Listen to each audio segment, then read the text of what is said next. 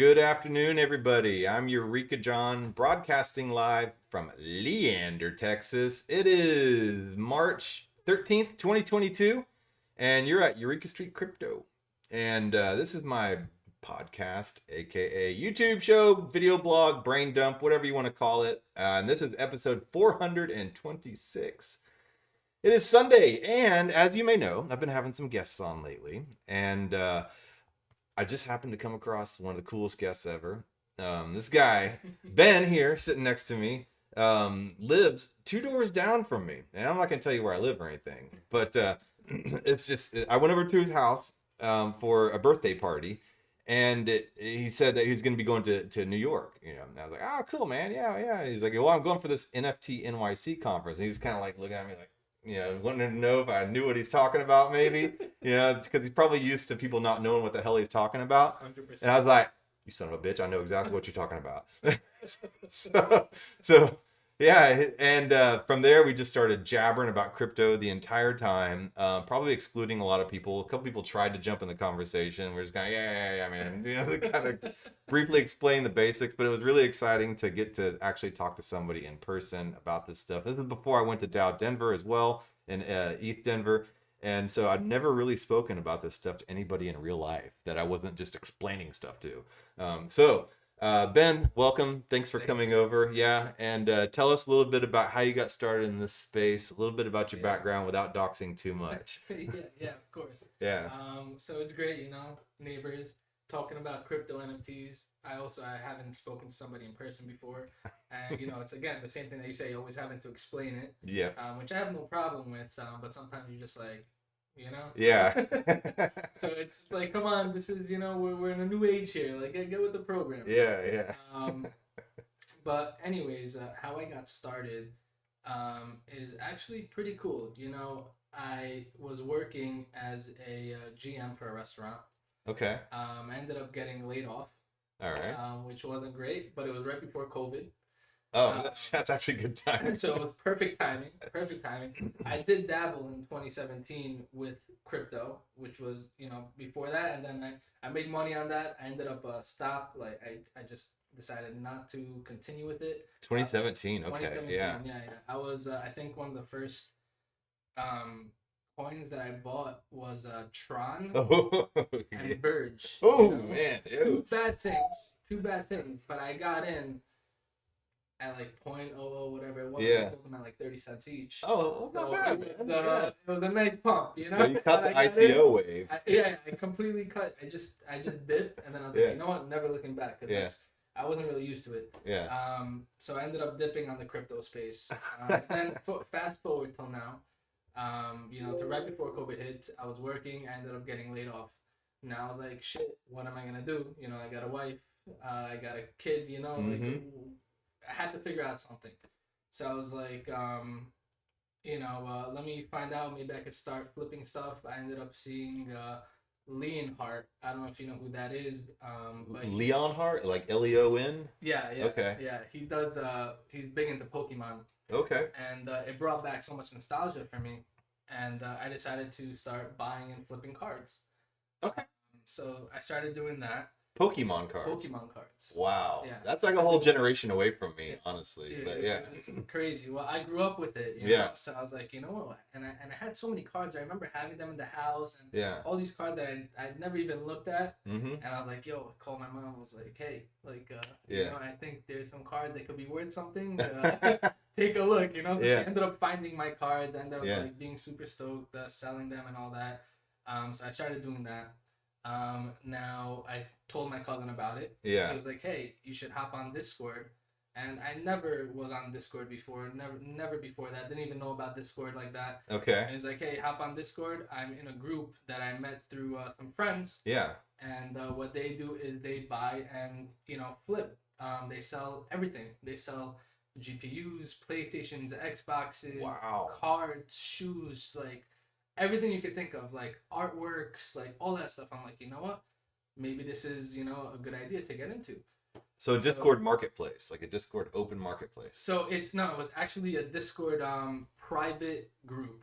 So it's a Discord private group. Okay. And they're usually called cook groups. Like there's a lot of them nowadays. But you know, when I started with this cook group, it was very very small. We were like 100 members. Yeah. The guy literally started it a few months ago. Wow. His name is Vlad. Um, That sounds like a guy that would when, run a when Discord. you watch this, Vlad. Vlad, yeah, Vlad. I love him to death. He's my brother. He got me honestly to where I am today, which is incredible. You know, because I started not knowing anything, and he helped me. You know, flip all that stuff. Yeah. Like they would post the links. They would tell you what time drops are happening and all Oh, these right different on. things. Okay. So that's how I ended up starting with that, and it was incredible. Yeah. You know, just like flipping all this stuff. I ended up buying so many GPUs and all these things. Now, fast forward a few months after, he goes to me, "Yo, Ben, you know, we should look into NFTs." Okay. And I knew about NFTs, but I always thought they were, you know, bullshit. Like, Yeah. it was like, Would you see it on Saturday Night Live? You know, yeah. There's probably a scam. You know, like people who's paying money for JPEGs. You know, so that was my first initial thought. Yeah, yeah. But then there was a drop. Yeah. And it was by Damien Hirst called. I've heard that name. Yeah. Big artist. Yeah. Huge artist. So he was dropping this NFT called the Currency. The Currency, okay. Currency, yeah. And Vlad goes to me, yo, you have to go for this. He's such a huge artist. It was our first NFT drop as like a group, and we're like, okay. So I ended up signing up for it. And me, usually when I sign up, you know, sign multiple emails. You know, you learn from the cook group, but I'm like, I'm not even gonna try. It was $2,000. Yeah. You know, I'm like, this is not. This is just to buy in, $2,000 bucks. Okay. Like, this is the most I'll ever spend on anything. I don't spend that kind of money on a JPEG. On a JPEG for anything. I was like, I don't spend that. Yeah. So I ended up just signing up once. Okay. Now I didn't end up winning that JPEG, but most of the group did. Okay. Now fast forward 1 week later, this thing is sitting at like 15 ETH. Oh, you know? Man. And you're just like, yeah. And I was like, is this real life? Yeah. You know, is this how this stuff works? Yeah.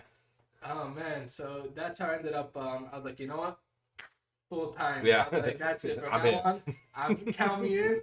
I'm searching. I'm doing my research. I'm doing all that stuff, and that's how I started. You know, the first project that I minted is a big project. It was called Loot. Loot? Yeah, Loot. Yeah, man. I know Loot. You know Loot? Yeah. So that was the first. I minted 7 of them. Wow. And they were free. Yeah. You know? Yeah. And I ended up hitting 3 divine robes. Man, Loot started like this whole new category of, you know, NFTs creating the story in a way. Yeah. Like instead of the game creating the NFTs create the game. And that's a weird concept for a lot of people. It's like a Dungeons and Dragons vibe, you know, but like on NFTs. And it was a really cool concept, definitely. The creator Dom is super genius, you know. Oh, that's nuts. But that was my first like NFT that I minted.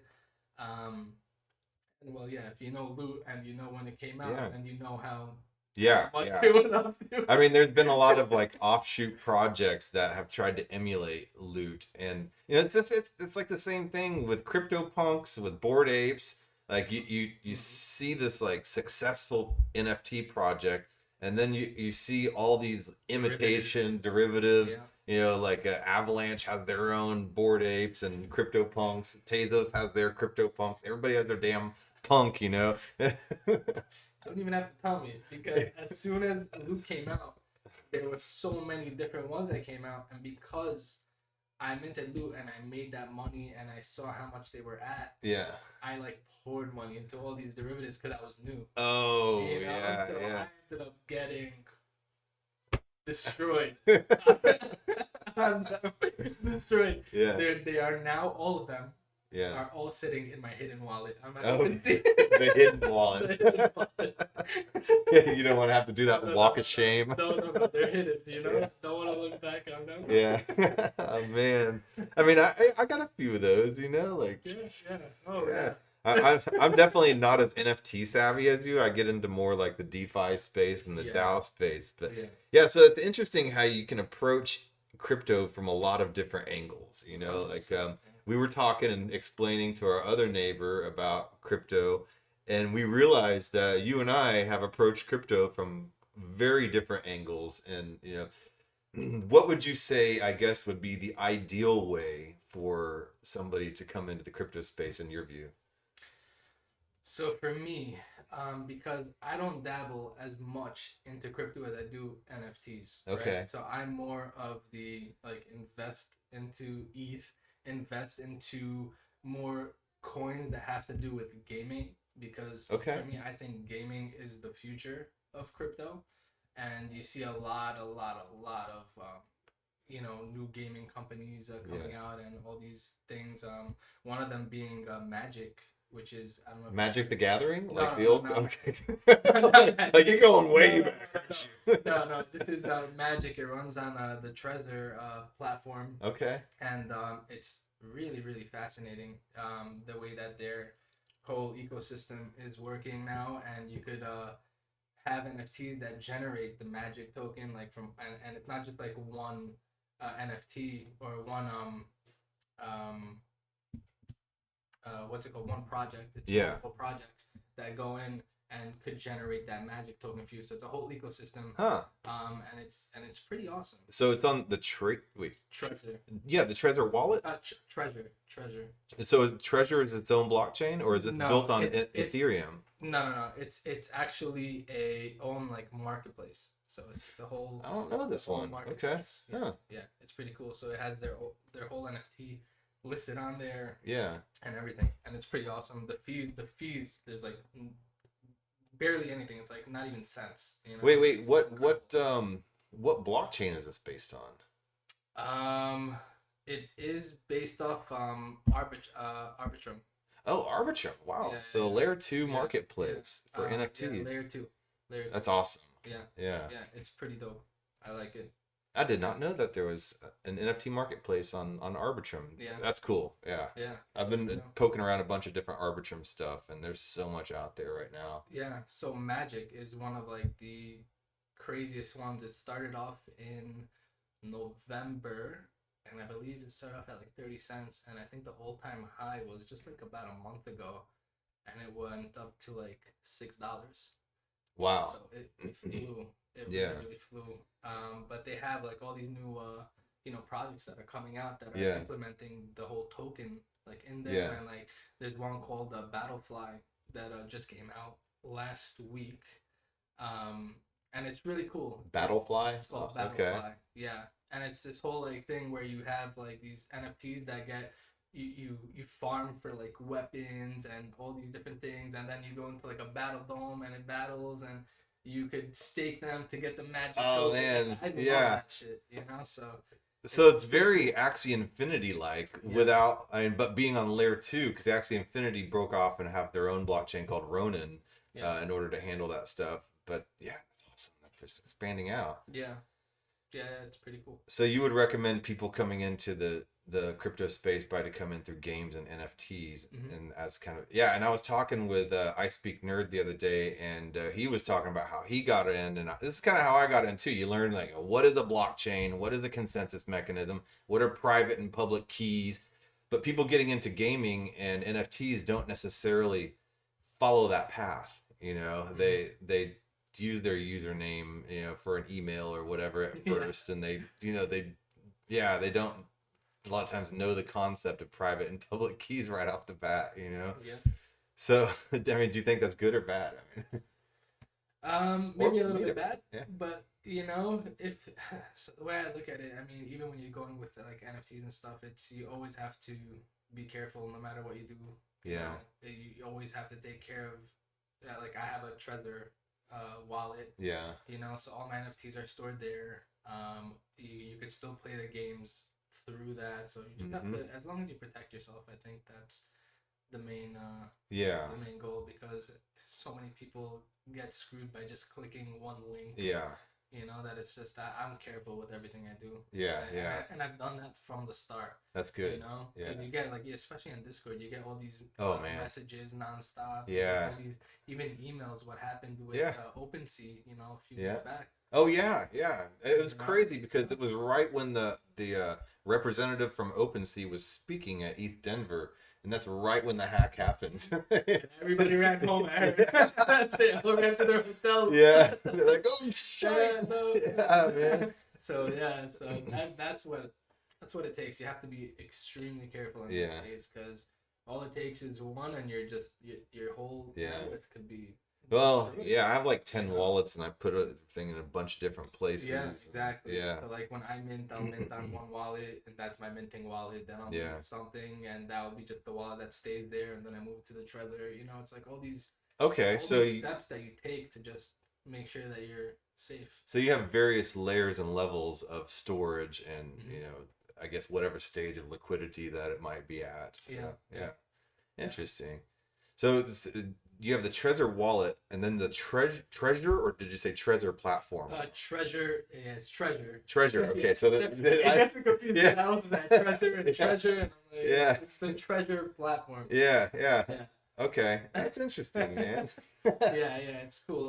But that's also so Magic is also pretty new to me. Yeah. But like all the ones that I do run and play on would be on either ETH or layer 2 Polygon.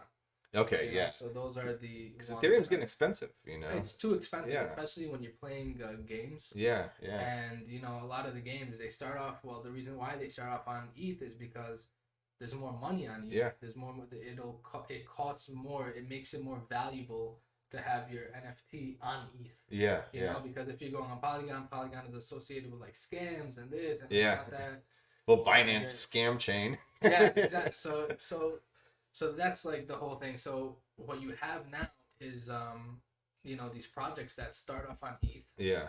And they bridge over to Polygon, which is incredible. So it's like you have the asset on ETH. Mm-hmm. You know that it's worth, you know, it's always going to be worth a good amount because it's on ETH. Yeah. And then you know, you move them over, you bridge them over to Polygon, Mm-hmm. and then the gas fees are just super cheap. Yeah. And you just play the game on there, you know.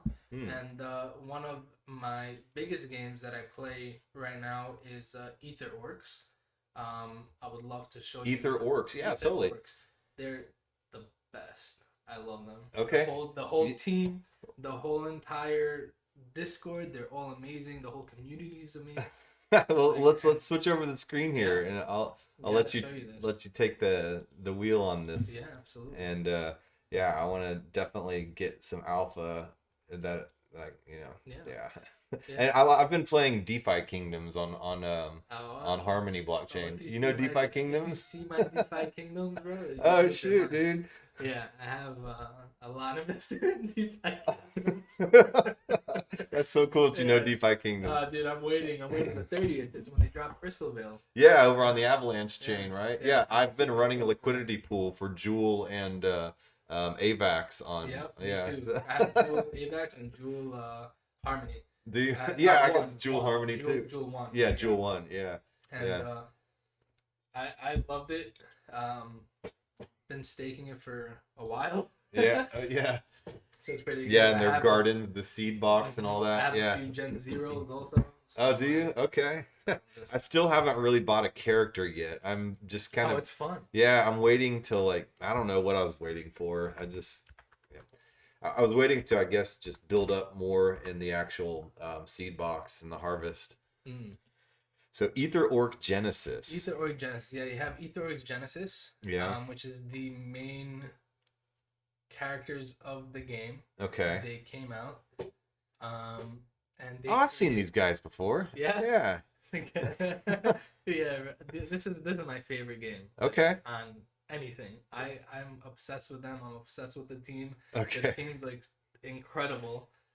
They're super devs. I mean, each one, they're worth like 2.8, 2.9 ETH. Yeah.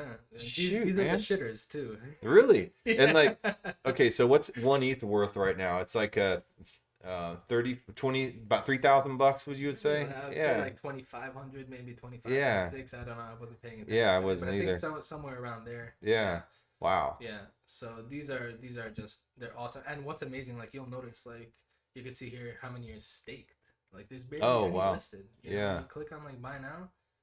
Like it's incredible. Out of 50-50, you have 39 Wow. listed. It just goes to show you what kind of community Yeah. they have with so many staked. Uh-huh. So now what these guys do is they have their whole ecosystem, which is run by Zug, which is the Okay. token that these guys The create. Zug The token. Zug token. Yeah, I love it. Every morning. That's their utility Zug, token. Zug. The utility token is Zug. All right. You know, so you have these. And in the beginning when they first came out, it was the whole thing. They were free. Yeah. These were free to mint. Okay, so you caught the whitelist So on I there? caught the whitelist on there. Yeah, me and a couple of my buddies, we got the whitelist. It was free to mint, and it was a whole. It was like this whole thing. And first of all, these are on chain, which is incredible. It's the first on chain P2E to come out on ETH, which is amazing. That's okay. So let's explain this for the Yeah. audience. The difference between something that's on chain and off chain. So most of these play to earn games are not specifically right on chain. So what does on chain mean? So on chain, just as simple as possible, means that they're not run on a server. So let's say like Bored Apes or something, they're run on a server, or like an Amazon server. And what happens is if that server goes down, your guy will disappear. Yeah. You know, just until they reboot it or whatever it is, they're gone. But these guys, as long as ETH is up and running, they will always be there. Okay, so all the actual pixel information and all is written into the Ethereum blockchain versus where, say, I don't know, some other NFT project, Bored Apes, all the JPEG and pixel information is just stored on a server and only the hash associated with it is on chain. Okay, all right. Exactly. So that's what's amazing about this, and they're the first P2E on chain game. So wait, this one is? Yeah. Okay, on chain game. Yeah. On chain. Yeah. First specifically on chain. Yeah, specifically on chain, which is incredible tech, tech. Especially to get like the images, like it's hard getting. Oh man, yeah. The technology for it, and it's really really hard to get the actual like pictures on chain. Yeah, because that's a lot of code, and and it's you get bloat, which is expensive. Because the way Ethereum works is the more code you use, the more expensive it gets. Yeah. So if you've ever done a smart contract on Aave or something and you're trying to stake and unstake your stuff, a lot of times when people are trying to unstake on Aave, it costs them more to unstake than it's worth than that they have in there. So that's why it sucks for small players to play on it because of all the on-chain bloat and the code associated with trying to lock up your crypto. Yeah. So the JPEGs here, that is a lot of code. Yeah. A lot. Yeah. So now what was amazing about this, so you started off minting 2, right? You were able to mint 2 off the whitelist. Okay. And now you stake them to farm Zug. All right. And now they each had a tier where it was like, let's say in the beginning, it was 4 Zug, right? To mint a new guy. So you would either have to mint a new guy or you would have to farm them to level up. So you had a choice of either leveling or farming for Zug. Now it was this whole game theory of like, all right, what do I do? Do I mint? Do I set up the farm first? Do I level first? Do I do all these different things? Yeah. So it was like you had to like adjust, and like the whole curve of it was amazing. And what you would end up doing is they all started with like 0 Zug production, or actually like their base is 4 Zug per day. Yeah. But what it was you would send them to pillage according to the level they were at. Okay. And you would get these weapons, helmet, the armor and stuff like that. So quick question. Are these weapons and armor on the naked ERC 721 or are these added in after you acquire them? They're added in after you acquire them. Okay. Yeah. So that's another difference too. In ERC 721 is the token standard for a naked NFT. And a lot of these NFTs now have attributes like sunglasses or weapons or clothing. And those are ERC 998s. And that's a different type of NFT. So there's all these different NFT standards. Yeah. And so that's cool. So you could see here, you had like, the helm, the main hand, all that stuff. And then you had the level, which was, you put them into training. Uh-huh. Then you'd have the boost of how much Zug it created. Okay. So each one gave it 4 Zug. So the armor, this, and the weapon, main hand, offhand, gave it 4 Zug. So it had the value of 16 Zug because it makes 4 on its own, then plus 12. Okay. A value of 16 Zug. And Zug, I believe right now it's gone down. It was actually for a few months just chilling, cruising at around like $2. So this has one of the best rate of returns, like out of all. It's actually rated number one out of the ETH market of NFTs to on rate of return. Yeah, which is incredible.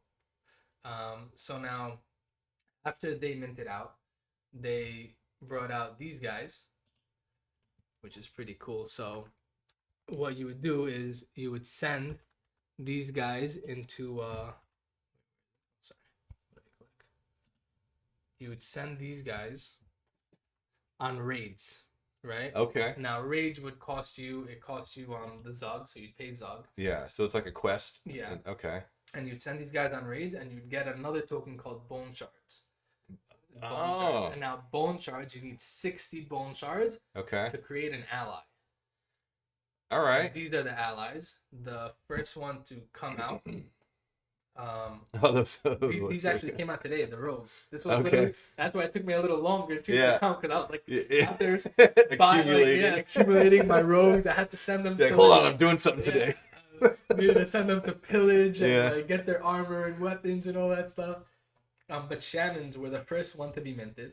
Okay. And the shamans, what they do is they create potions. So now you have like the ecosystem, you have potions now. Yeah. And the potions you could either sell. So all the moves are done on Polygon, right? Yeah. So you could either sell the things straight on the marketplace, straight on OpenSea for money. It accumulates potions every day, or you could sell it for +10 to a vendor that's inside the game, and you get a +10 Zug. Okay. Is this kind of like in DeFi Kingdoms, like the teardrops and stuff that you can buy and sell? Similar concept. Similar concept, because you need everything to like do raids and all that stuff. Yeah. So potions, what they do is their utility is that they lower the amount of time that it takes to do a raid. Okay. I see. So instead of like 2 days, you use one potion, and one potion equals 1 day. Yeah. So it'd be 1 day to do the raid. Yeah. Yeah. And you have like a max and all that stuff.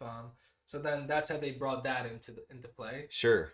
And then the next step were these guys. Let's see if we could find them. They're a little bit it's taking a little longer to load because I'm streaming. Yeah, no, it's all good. They're a little bit more expensive, because what these guys do is they create training dummies. Okay. And, the training dummies lets you level up your guys by 4 levels per day. So instead of now wasting your time training, instead of farming for with the other guys, you could farm you could farm or craft, it's called, 4 dummies, and then you could level up your other guys. Yeah. Now with each mint that's come out, the raids change.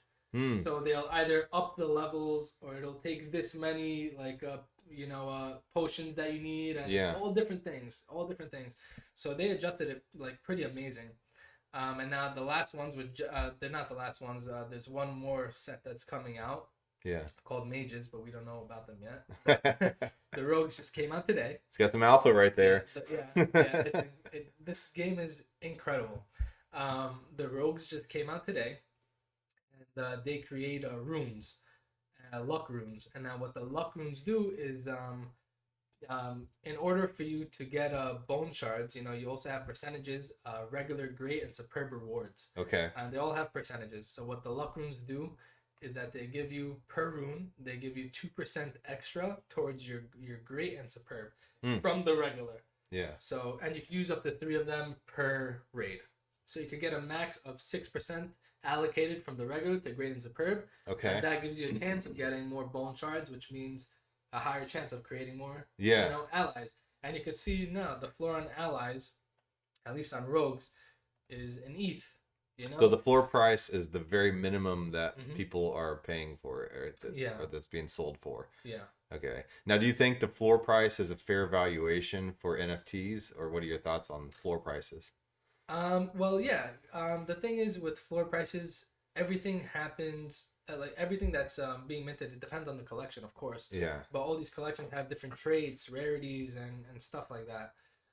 So the way that the kind of rarities work on these would be what kind of weapons, armors, and helmets you get. Because according to how much you get, so let's say a rogue right now with a 10, like a whole value of a plus 10, will create 1 rune per day. Okay. But then you get like a plus 12, then you're creating 1.2 per day. So it works like that. And obviously, it's incredibly hard to hit the higher ones. Like my rogues just got fucking butchered. Like I got the worst possible outcome you can by setting them up. Like I got the worst outcome that you can get on them, and it's horrible. You know, so they're like super shitters. They're the floor. They deserve to be there, you know? So I guess the concept of the floor is a little different in play to earn gaming than it is like for just pure art, right? Yeah. Because I know a lot of like artists now, like visual artists, are now minting their stuff on Tezos blockchain, and they're kind of, you know, they call the ETH blockchain more of the flippers, you know, and then you have the Tezos where more of the artists are going.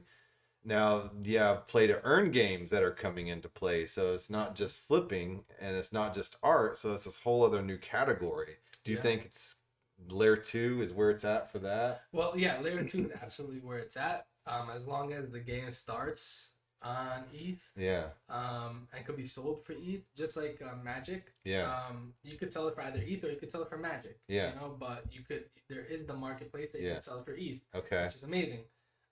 But as long as they're moving to layer 2, because again, those gas fees are killer.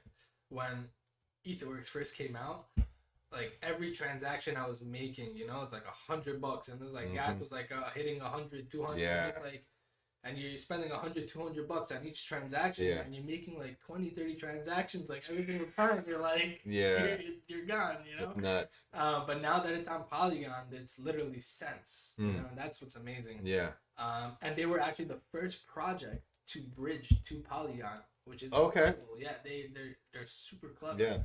You know, so now there was one project for a while that started bloating up Polygon. Was it Sunflower or something? I can't remember the name of it, but Polygon, I mean, obviously it's not on the level of Ethereum, but it started doing that whole CryptoKitty phenomenon on Ethereum where it drove up the prices. And they always say, watch out, you know, with, you know, new NFT drops, try to buy or sell during NFT drops on Ethereum, because you'll know when they're happening because the price goes through the roof. Absolutely. Absolutely. Yeah, that's actually a good point. Yes. I can't remember the name of that, Sunflower or something. No, anyway. I'm not really familiar with the Polygon collections. It's a DeFi Kingdoms-esque type of project, but but I mean, this is a whole other, you know, category right here of specifically being blockchain based. Absolutely, they're incredible, and this is not just like part of the game. I mean, this is not it for them.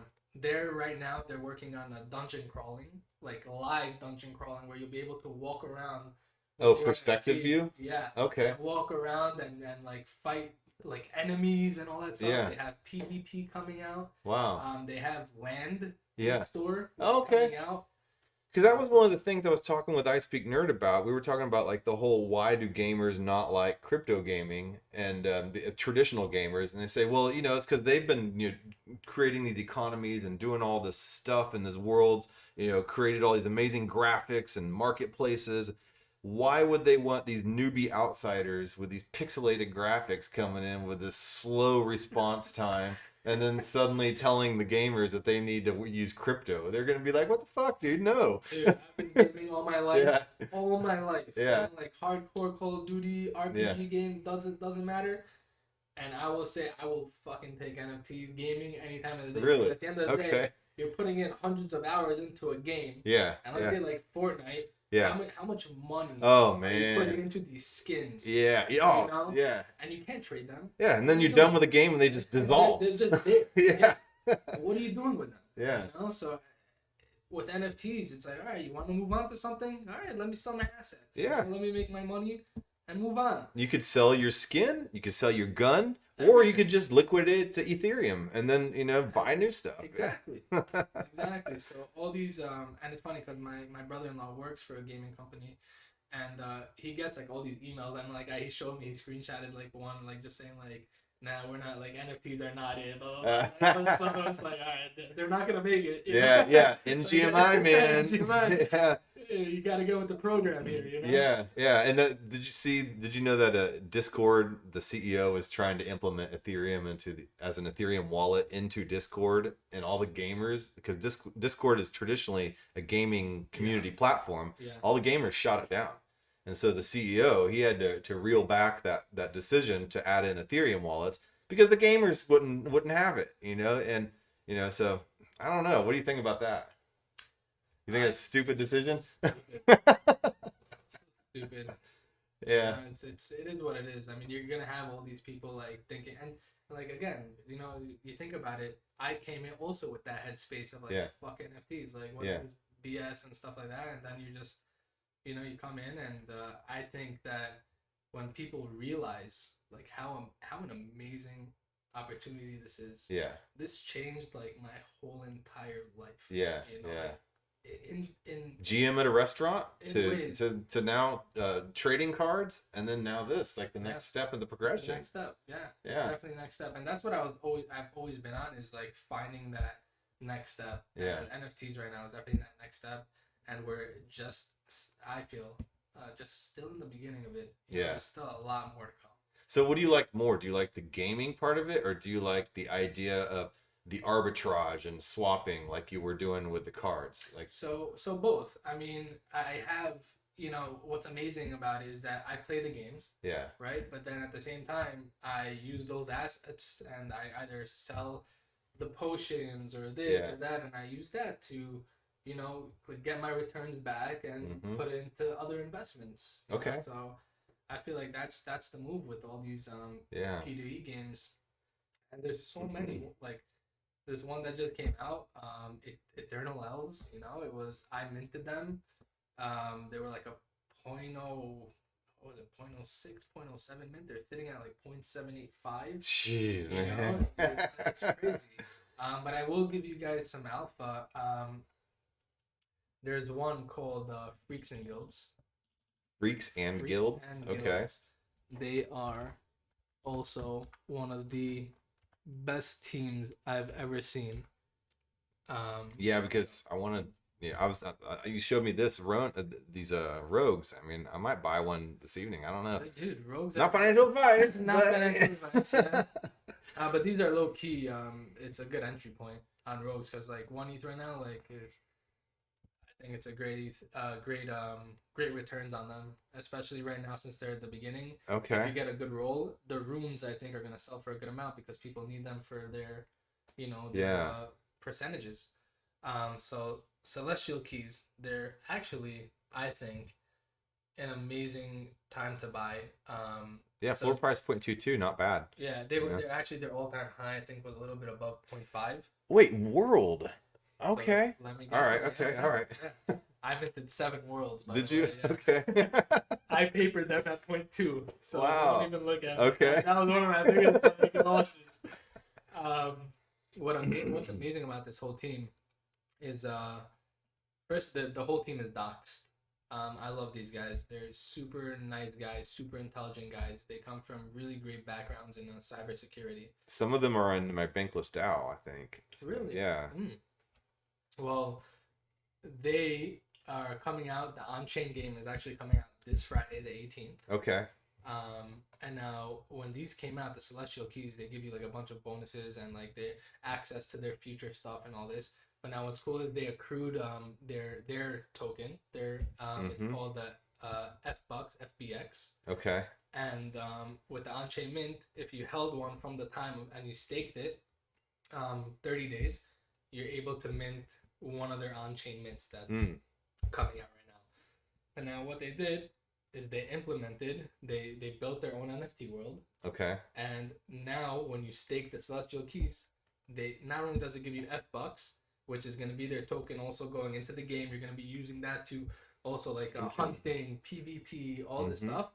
But you get world token. Oh, man, I should have bought. Like, this was a few months ago when they were first announcing World. Dude, World is... shoot, man. It's one of those... Well, you could still... Well, the thing is, you could still buy these and stake them to get World token. Yeah. It doesn't matter. It stays there.